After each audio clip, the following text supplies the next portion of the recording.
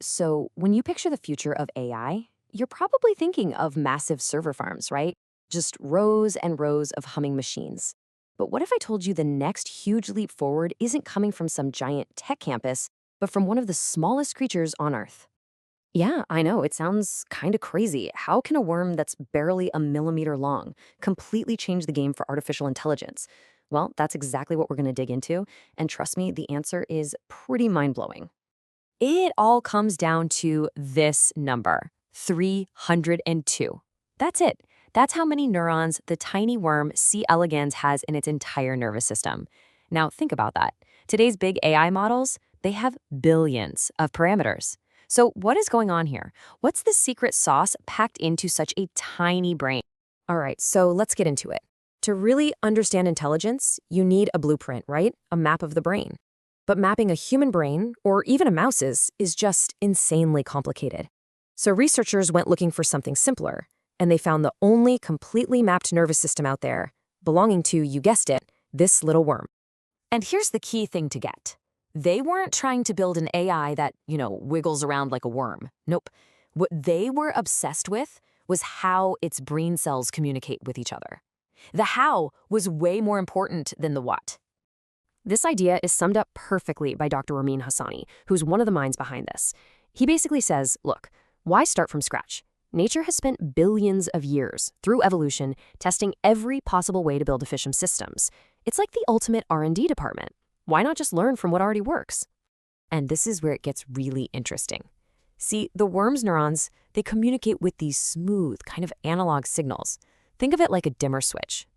But as animals got bigger, their neurons evolved to send sharp, on or off electrical spikes, more like a light switch, because it was more efficient over long distances. What this new AI does is go back to that original, more flexible, fluid way of thinking. So we've got this flexible, worm-inspired idea. But to really grasp why it's such a big deal, you first have to look at the state of AI today. We're talking about the giants, the behemoths, and the problems they come with. The AI models we use today are, frankly, enormous. They run on billions of parameters, they need to be fed oceans of data, and they live in these massive energy-guzzling server farms. And here's the kicker. Once you train them, their internal connections are pretty much set in stone. They're static. Powerful for sure, but also kind of rigid. And all of this leads to a really important question.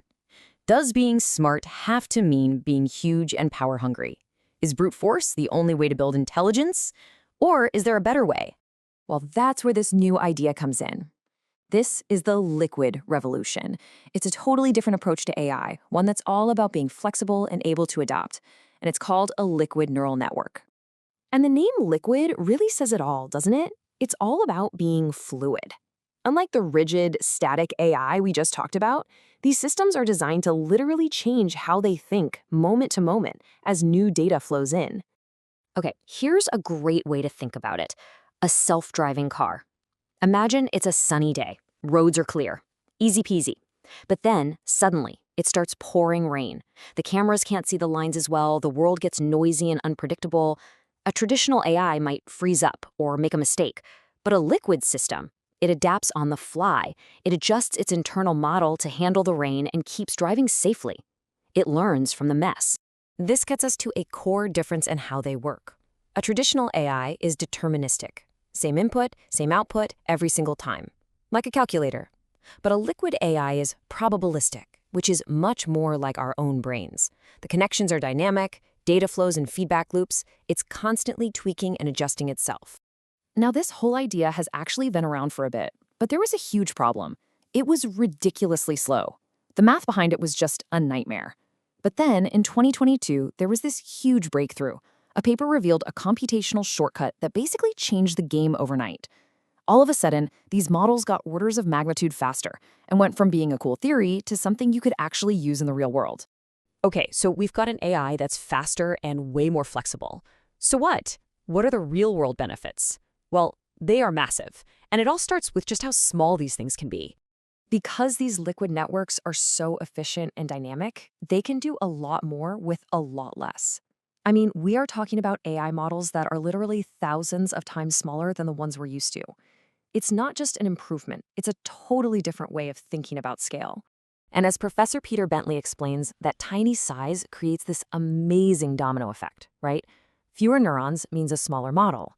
That means less computing power is needed, which means it uses way less energy. And, this is huge, it means the AI can keep learning as it goes, which is something the big static models are really, really bad at. Dr. Hassani has this fantastic quote that just makes it all so clear. He says, "You could literally mount one of our systems on a coffee machine." Just think about that for a second. We're not talking about server farms anymore. We're talking about AI so small and efficient it could live inside your kitchen appliances. That just blows the doors wide open for what's possible. So, let's bring this home. What does this mean for you, for me, for the future? How is this actually going to pop up in our world? Well, we're looking at a future where really powerful AI lives right on your devices. Think about smart glasses that process everything they see right there on the glasses themselves, or language translators on your phone that work instantly, offline, no internet needed. And that's the absolute game changer. No cloud connection required. And that leads to a massive win for privacy, right? If the AI is running locally on your phone or your glasses, your personal data never has to leave your device. It doesn't get sent off to some company's server in the cloud. It stays with you.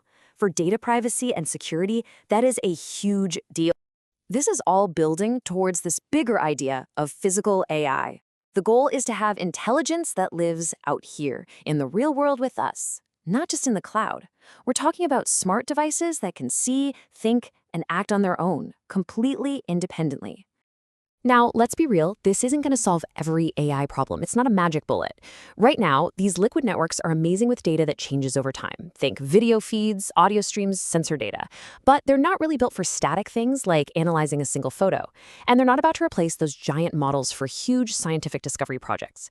Think of them as a new, incredibly powerful tool for a whole new set of tasks. So that's where we are.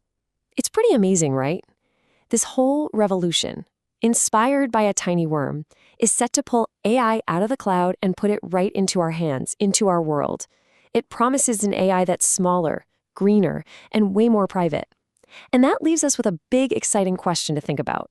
As intelligence truly moves into our physical world, what are we going to do with it?